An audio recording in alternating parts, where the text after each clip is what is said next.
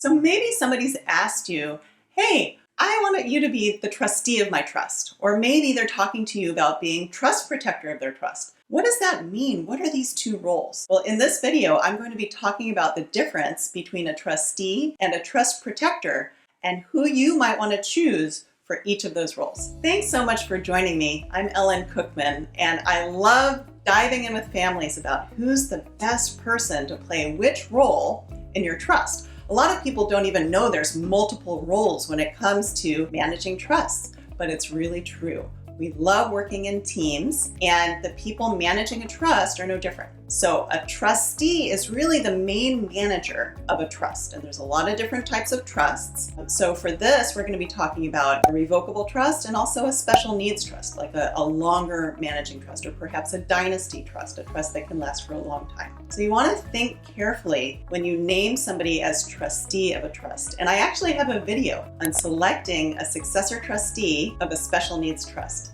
So please take a look at that as well. Now, one thing that people don't think about when they are selecting a trustee, or often don't, are the many responsibilities that a trustee has. They have to make sure that all the money is invested and utilized properly and wisely. They need to keep accountings, they need to file tax returns. The list goes on and on. And in fact, I have a video where I talk through the list of all the different fiduciary responsibilities for a trustee. So please check out that video. So if you know, wow, there's so many responsibilities of a trustee, you may say, well, I don't think I want to subject my kid to that. What are my other options, right? And perhaps you think about naming a professional as a trustee, a professional fiduciary, or perhaps a corporate trustee, or a trust company, or a nonprofit organization. Okay, so let's say you name one of those folks, all right? And they do a great job, but you're worried. You say, well, what if they don't manage the money properly? Or what if one professional fiduciary retires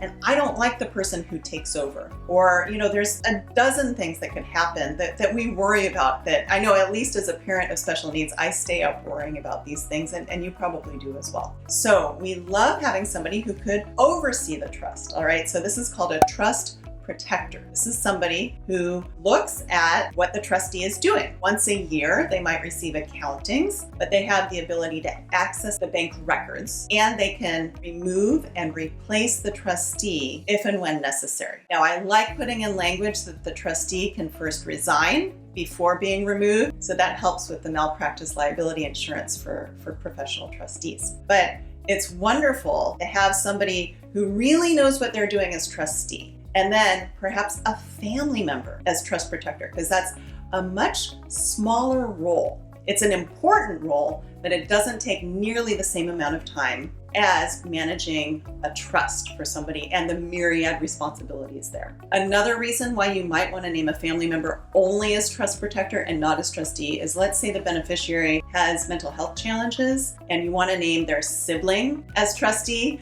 Bad idea, very bad idea. We want the kids to still get along when you guys are gone, and we don't want to make one of them the gatekeeper to the money. I know I would resent that if, let's say, my younger brother was appointed as trustee of my money, like, hello, right? So instead, you can name the sibling as trust protector. They can ride in on a white horse and say, hold on there, this really should be managed this way, or you've been too conservative or too aggressive with your spending, and they can give their input, and if the trustee doesn't like it, then the trustee can resign. And so the sibling is taking a much more supportive role, and that really helps. That helps us as parents sleep tight knowing that the sibling is really looking after the special needs child. However, they're not in their business. And a lot of times kids, even if the kids get along great, your typically abled child might be living in Europe, might be far away. They might be raising their own family and they're super busy. And adding the management of a trust